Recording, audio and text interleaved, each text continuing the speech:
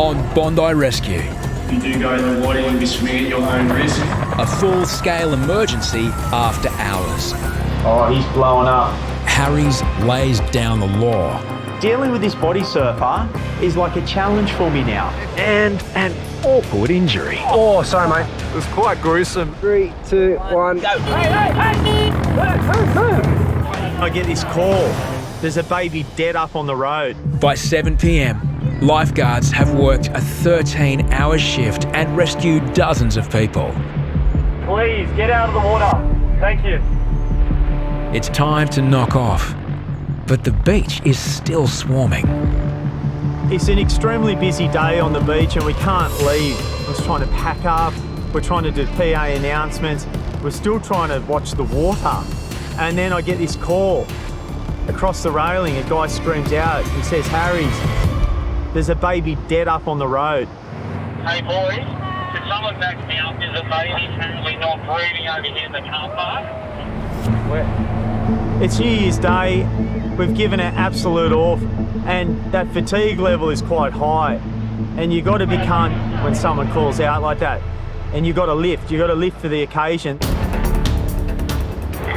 I'm heading up behind the kids' playground, just like on those surf clubs. I'm reporting as soon as I get in, just run up the outside. Oh, beauty and that will go. Hey, hey, hey! Move. Yeah, Harry's right away. Harries has grabbed a defibrillator and oxygen kit. When I'm running up, the guy says the baby's just been laying there for a fair while. So, you know, I'm just trying to stay calm at this stage. I'm just trying to take deep breaths. If it is a baby, this is the most important thing ever. Survival of life for a child surpasses anything I've ever done in my career. You know it's serious because there's bystanders in the park just pointing that way. Where are we going? You know, you're preparing for the worst.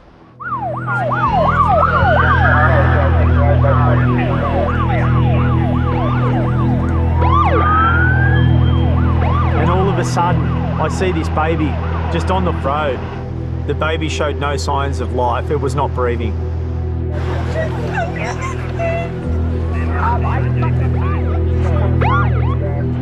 The baby has reportedly fallen on its head from a height, but it's unclear how. The patient is an 8-week-old boy. At this stage, the baby is clinically dead. His father can only watch on. The father was literally on top of me, and to be a father and look up at him and to see water coming out of his eyes. You know, a dad to a dad, you just want to give it your all. The baby's mother is unable to watch. Resuscitating a tiny baby presents major challenges. We go to pull the defib out and I see a baby that is so small that it stops me instantly. Lifeguards must urgently administer manual CPR. I did have an obstacle that there was a head trauma and a hip trauma that I just had to get breaths into that baby. Generally, I would have picked the baby up and gone for it. Lifeguards decide to ventilate the baby with a bag mask and oxygen. Harries was in there to quickly adapt our oxy kit down to an infant size. We've only ever done that in training. There's no time to think, it's just do. I knew that I had to get breaths back into that baby. All those rescues that I've done, nearly 6,000 rescues, over 70 resuscitations on these beaches of people that have been clinically dead. It comes down to this one moment.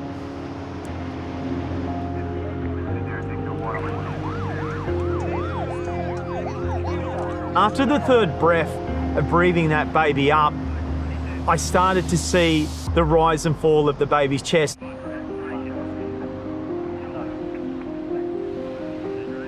oh my God, this is working, this is effective what I'm doing, giving these rescue breaths to the baby. But it's not out of the woods, it still had a massive trauma. 2 critical minutes of care has brought the baby back to life when the paramedics arrive. Paramedics now need to get a cannula into the baby.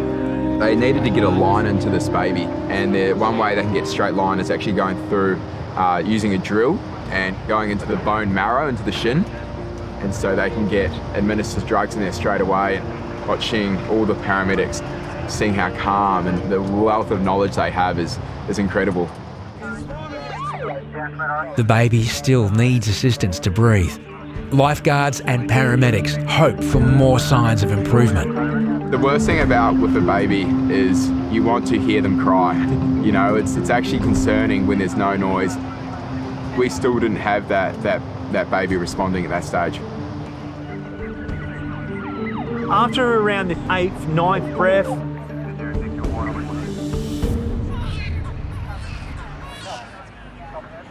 I hear the baby cry. To hear this baby scream was just the greatest moment ever.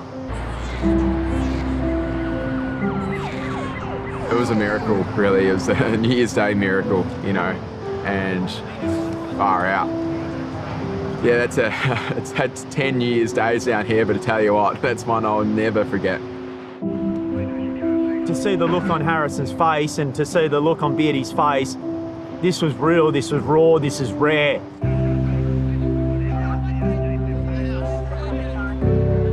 It doesn't matter if you're a battle-hardened soldier. It's going to affect you. You've got to bring out your A game. It's going to test you to your core. And there's so much going through my mind.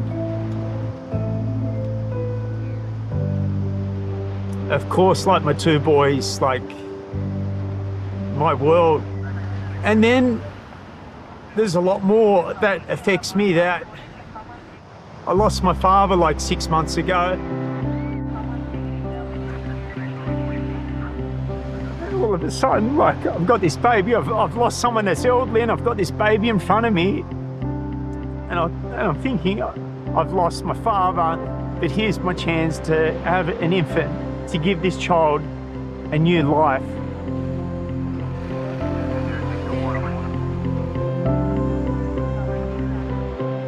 Everything was that moment.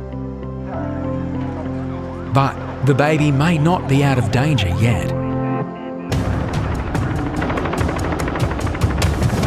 A special casualty access team, known as SCAT, arrives to help assess any head trauma. And incredible seeing that chopper come in and just landed straight away on the golf course. On the toll chopper as well, they've actually got a doctor. All hands are on deck for this incident. Intensive care paramedics hand it over to the SCAT team and they treat the baby. They loaded the little boy straight in to get him straight to the kids' hospital.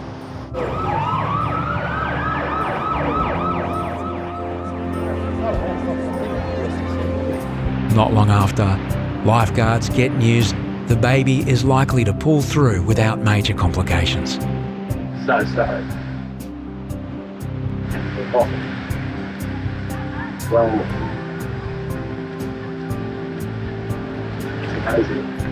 And that was, for me, the greatest moment in my career. Yeah. Getting those breaths in was everything. Mate, lifeless baby, poor thing. Without Harry's working on that baby, you know, he saved that baby's life. Pretty bloody special.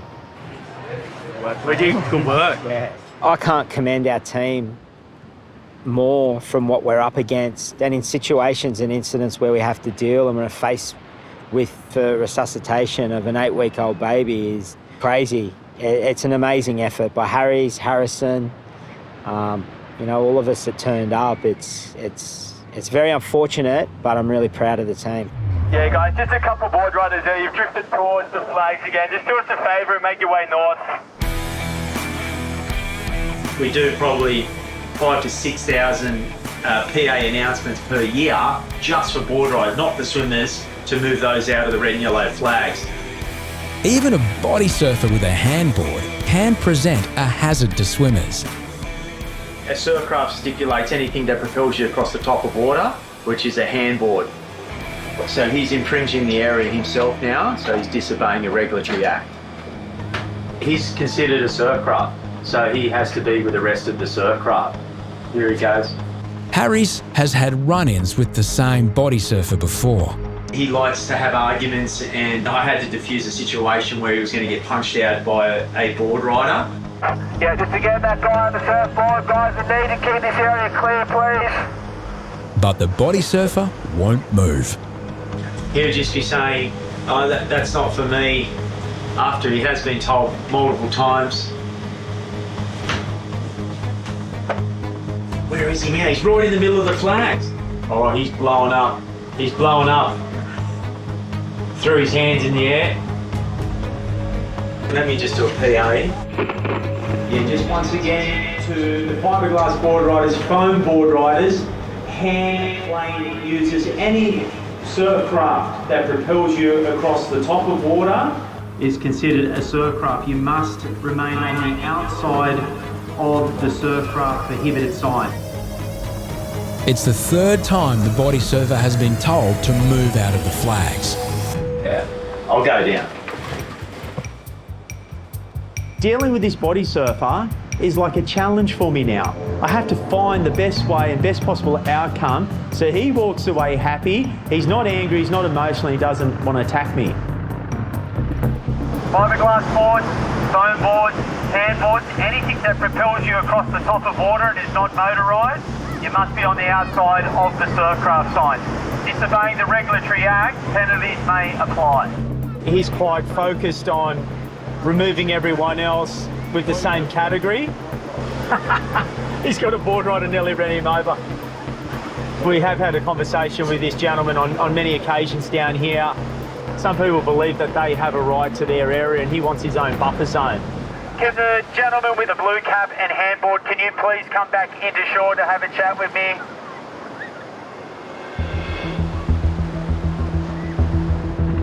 Yes. How are you? I was trying to keep us close away. I know, so what happens, right, so you're considered a surfcraft user, all right, so... That's a surfcraft, is it? Yeah, so you're the same as a board rider. Yeah, that's what I was trying to keep right on the edge. And like that crazy guy, that fiberglass board, took the head off.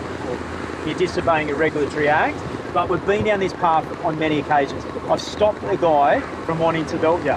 Okay, so let's just make this the end, all right, okay, please, okay? He was non-confrontational. He wanted to know what the rules were. Outside. Yeah, that's what I was trying to So please, like, just... He said, oh yeah, someone has actually told me this before. So it was a real positive outcome, and two parties can work together better now. Yeah. All right, well, take care, matey. All right, so you know the rules. All right. This is going to be the last incident we're going to have with this gentleman, and pretty much when he goes out, he's just going to be a fish in the ocean enjoying his time. You know, just when you think you've seen it all, keeps delivering. You want us? Yeah, again. What do we got here? You got us? What's going on? There is never a dull moment. Oh, no. You can see someone's holding something that was going down towards his legs. What's happened? It looked like it was a personal matter, put it that way. Mate, what's happened? As we rolled right up to the patient, we noticed that there was a big fish hook stuck in his calf. We were quite relieved that it was in a spot where we could get easy access to, put it that way. It's all right, brother. It's all right, so it's just there. 39-year-old local Felix has been hooked. I just stepped in the water. It was just in the weeds. I mean, fishermen need to be more responsible. Yeah. That's the message. I'm no expert getting fish hooks out of people's legs, but You know, I thought we're there, let's have a crack. Wiggle it. Yeah. It's all right, brother. Yeah, is it painful? Yeah. It's funny, like, it was only a little hook, but if you've ever dealt with fish hooks before, they can be bloody hard to get out. So the predicament that we're in is that, you know, it's going to hurt when you pull it out. Right, 3, 2, 1, go. No. Pretty stoked, man. There's quite a crowd building now watching this first aid unfold, and I think they were quite hooked by what was unfolding in front of them. I kind of cleared away the flesh away from the barb. The barb? Oh, sorry, mate. Yeah, it was quite gruesome. There it is. See the hook? And then brought the hook out. Thank you, sir. With a bit of hair there, but yeah. In there. Thanks. Do you want to keep it? No. It took us a little while, but we finally released. You know, quick kiss and threw him back in the ocean. He's gone surfing, so he's back out there. Fish hook in the leg, crowd pleaser. Whippet gets an emergency call. So I got home 20 to 8, my phone rings. It's a fellow lifeguard with news. There's someone missing down at Bondi. You know, the helicopter's on the way, the cops are on their way. Living close to the beach, I thought it was just my duty to kind of come back down and check what was going on. Having been here all day and sitting on the rips and knowing where the water was moving, I knew I'd be an asset to the cops or the ambos. When Whippet gets back to the beach, a major search is underway. When I arrived, you know, you're always going to expect to see some lights and sirens and stuff, but there was the full artillery out there. A man has been missing for more than 2 hours. He was last seen in the water. He's travelled from Vietnam with his wife to visit his son and daughter. It's his first time at Bondi.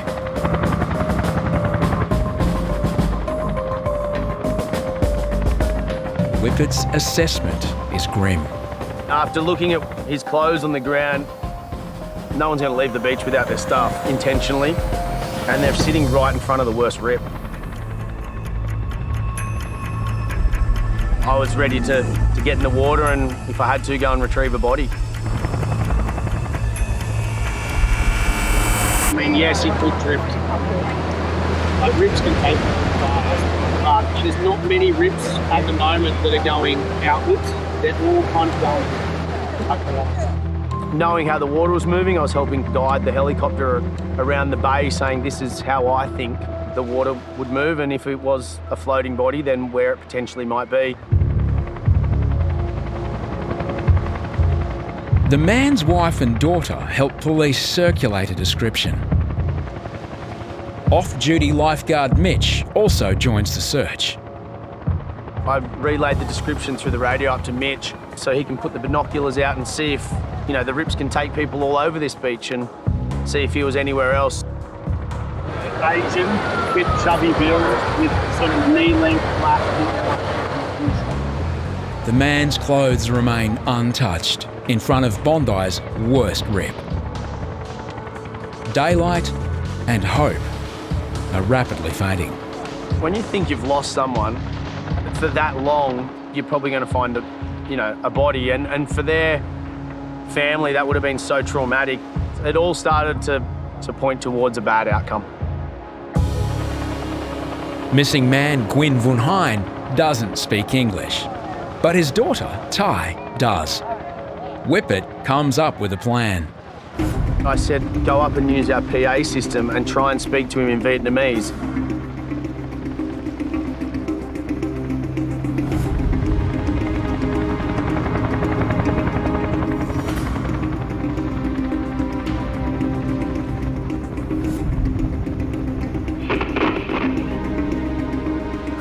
Ông Nguyễn Văn Hành, nếu con đang ở trên biển, hãy đến. Hãy lên bờ và đến gần tòa nhà Lifeguards.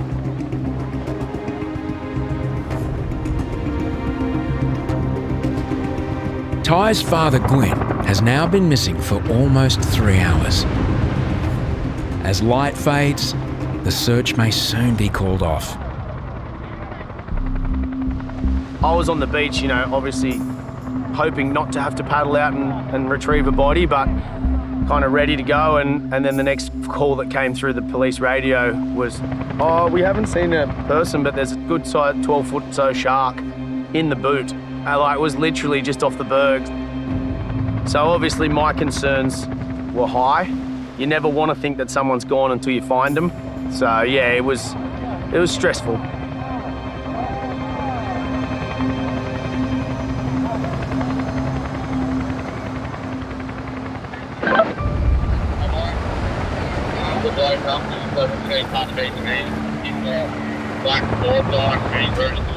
Mitch radioed me and said, mate, someone's come to the tower. And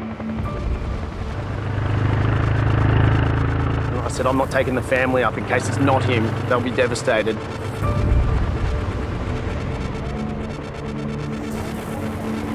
You've got to be very careful with the family not to give them hope that isn't warranted.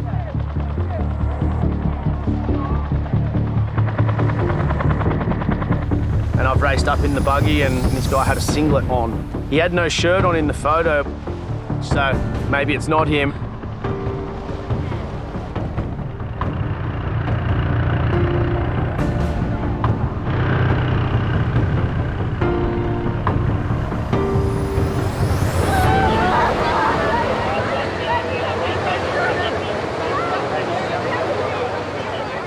We've got him, it's going to be all good.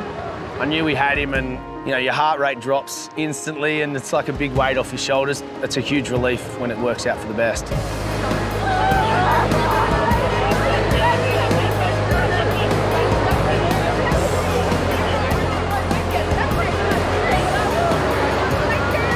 My mother was like, yes, it's him, it's him.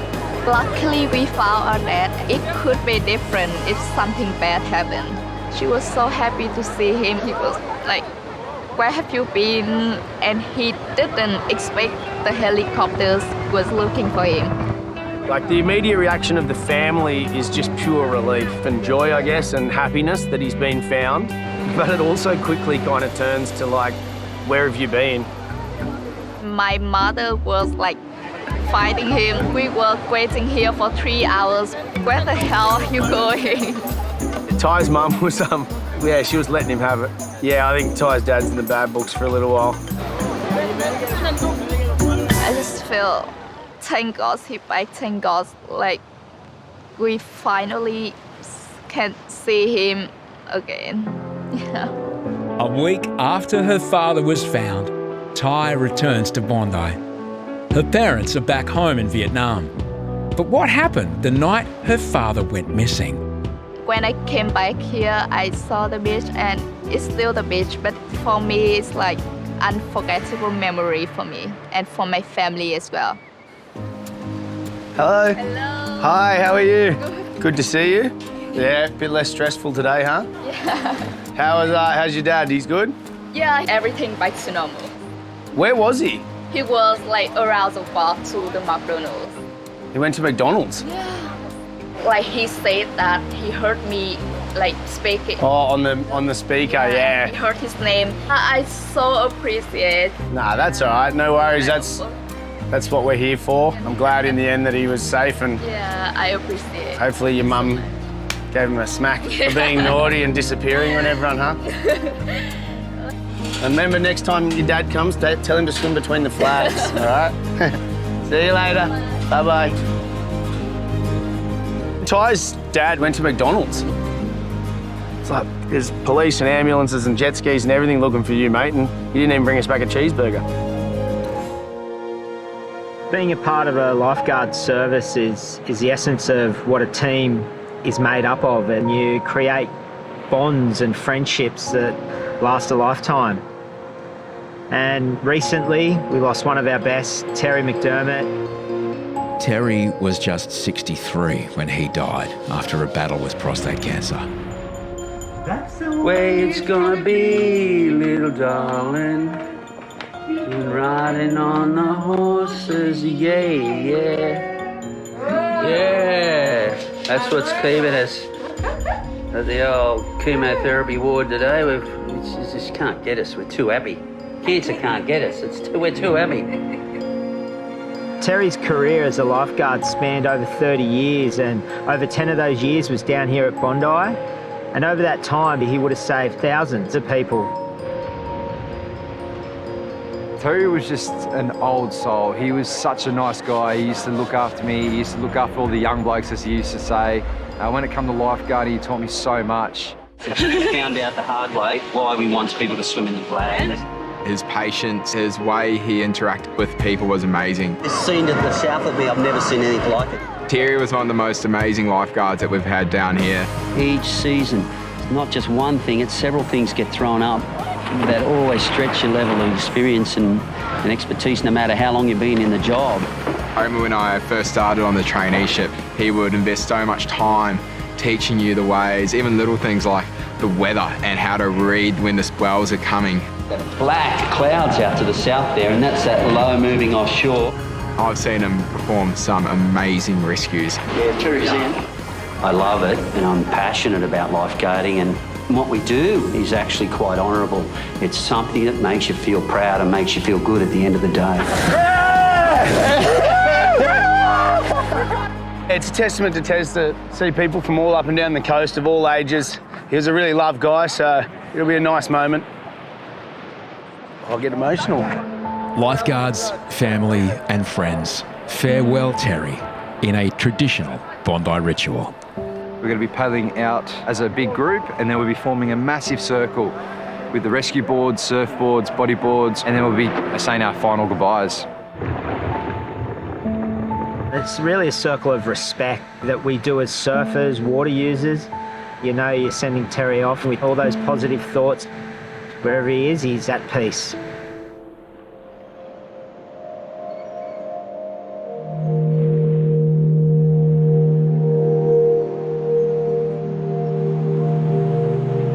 Everyone's going through the same thing, I think, in their head, just sharing their own personal memories of Terry.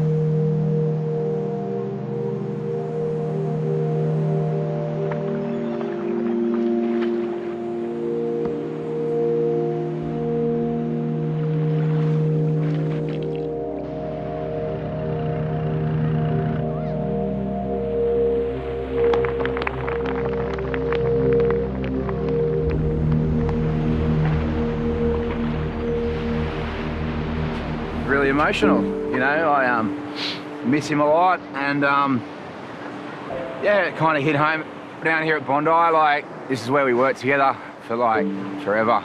So bringing back all the memories of what we shared together over the years. Yeah, it was a great time, great years down here around then, and all that kind of come flooding back.